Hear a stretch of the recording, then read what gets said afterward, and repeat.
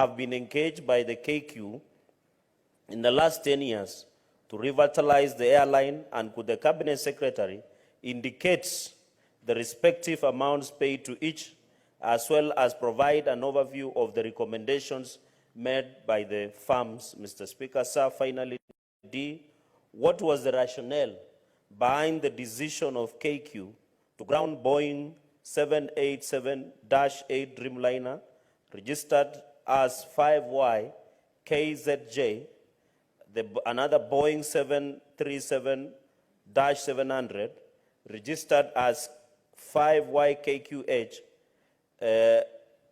KQH and KQG, that is 787-8, and could the Cabinet Secretary also explain why the option of converting this aircraft to cargo planes was not pursued, and identify the authority that approved the removal of parts from this aircraft? I thank you, Mr. Speaker, sir. Honorable CS, you may proceed to respond. By way of introduction, Mr. Speaker, I hope this is the last time I'll answer questions about Kenya Airways, because it's our intention to return Kenya Airways to a private company so that the government of Kenya cannot continue subsidizing Kenya Airways, and therefore the public do not have a stake for us to come and answer questions about private companies in Parliament. So our effort in the Manifesto of Kenya Kwanza to make sure that we offload all the shares that the government owns in the Kenya Airways, so that we return it to a profitable private company that will not require the subsidies that we have had to subsidize, and converted if we convert the debt that they owe to the government of Kenya into equity, it increases their shareholding. So hopefully our manifesto objectives of getting a strategic investor will make it the last time we are discussing Kenya Airways. Mr. Speaker, as captured in the table below, and I'm sure the Honourable Senator has an answer, the submitted statement in good time. As captured in the table below, the Ministry through Kenya Airways reported an operating profit in the first half of financial year 2023, a milestone that it hadn't reached in the previous 6 years. The airline has made a significant 120% improvement, reporting an operating profit of 998 million compared to the same period in the previous year, where there was a reported loss of 5 billion. The table number 10 will explain. The growth was fueled by the 56% increase in group revenue, reaching an impressive 75 billion. Additionally, our passenger numbers surged 2.3 million, an impressive 43% growth from 1.6 million. And our earnings before interest, tax and depreciation and amortization and rent costs witnessed a commendable upswing of 7 points. Our gross profit improved by an impressive 131%, resulting in these commendable outcomes. We acknowledge that our legacy debt did bring down the impressive operating results, primarily to the huge forex losses because of the depreciation of the Kenya shillings against the dollar. These forex losses were primarily due to the re-evaluation of the US dollar denomination loans and liabilities. These finance charges in total amount of 22 billion, and therefore heavily impacted our overall results. Mr. Speaker, the airline industry is highly competitive, and therefore profit margins in the industry are thin. According to the International Airport Transport Association, IATA, the average net profit margin for the global airline industry is typically less than 5%. An overview of airline profitability compared to other industries is captured below. Vulnerability to external factors. Airlines are highly vulnerable to external factors that can impact the profitability, including fluctuations in fuel prices, currency devaluations, supply chain challenges, and geopolitical events. Capital intensity. Airlines require significant capital investment in aircraft maintenance and infrastructure, which can limit their profitability. This unlike other businesses that do not have the same level of capital intensity. Cynicality. The airline industry is cynical and can be sensitive to economic cycles. During economic downturns, demand for air travel may decline, affecting airline profitability. Regulation. Airlines are subject to extensive regulation, including safety and security requirements, which can add operational costs. Competition. The airline industry is highly competitive, with many players operating in the market. Competition can lead to price wars and reduced profit margins.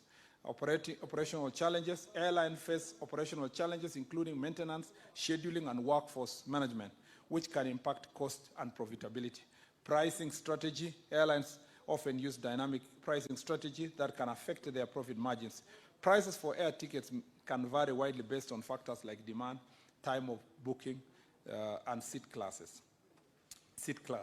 In summary, Honorable Speaker, while airlines provide essential transportation services, their profit margins are typically lower compared to many other industries, and their profitability is subject to a range of external factors and competitive pressure. Additionally, IATA indicates that the global airline industry is expected to return to profitability in 2024, but financial performance across regions remain diverse. The industry financials are improving in all regions from the COVID-related depths of 2020, although not all regions are expected to deliver a profit this year.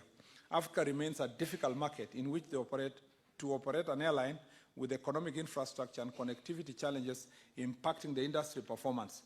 Nonetheless, despite the challenges, there is still robust demand for air travel in the region, which underpins the continued move towards return to overall industry profitability. Kenya Airways' current performance for financial year 2024 projections are predicated on this forecast, and Kenya Airways targets to return to profitability in financial year 2024 as depicted in the table below.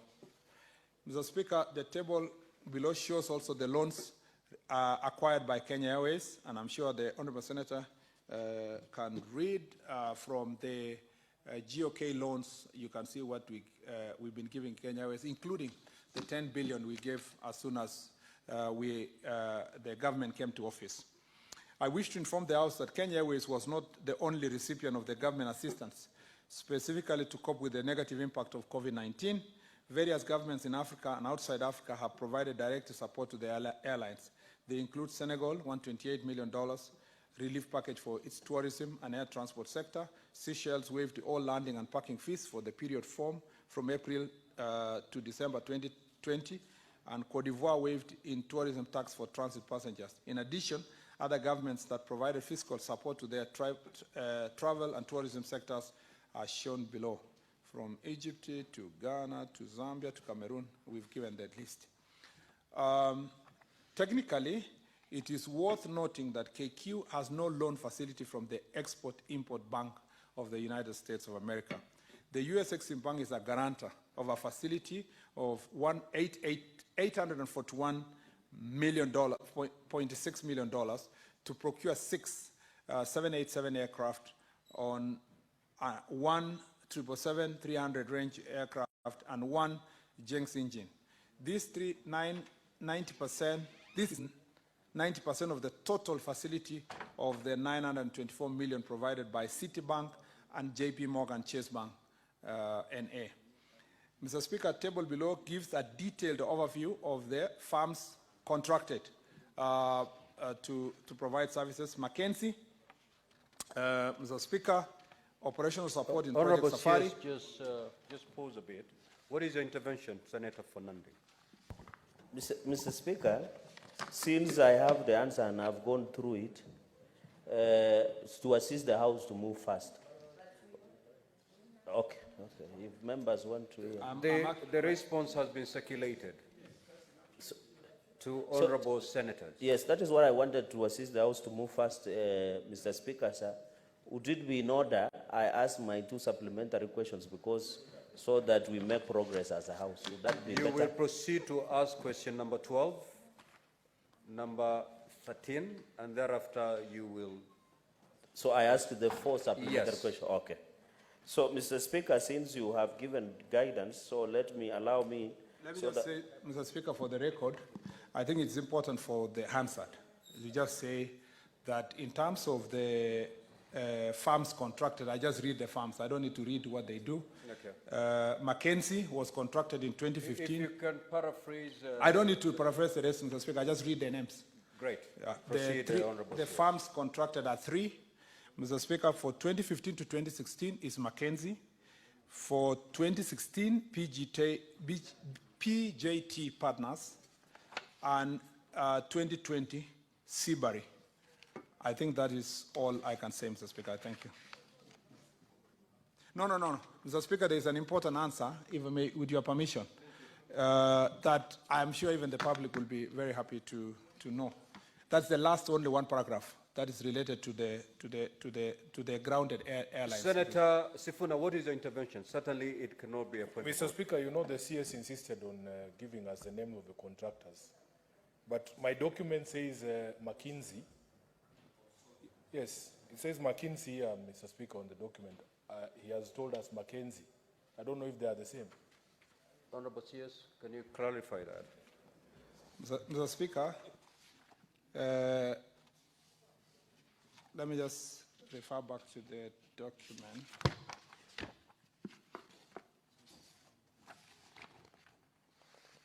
Yes, correct, it's McKinsey. Thank you, it's McKinsey. Because there is another firm called Mackenzie, so that's where the... No, not the person. There's a firm called Mackenzie. Mr. Speaker, let me just...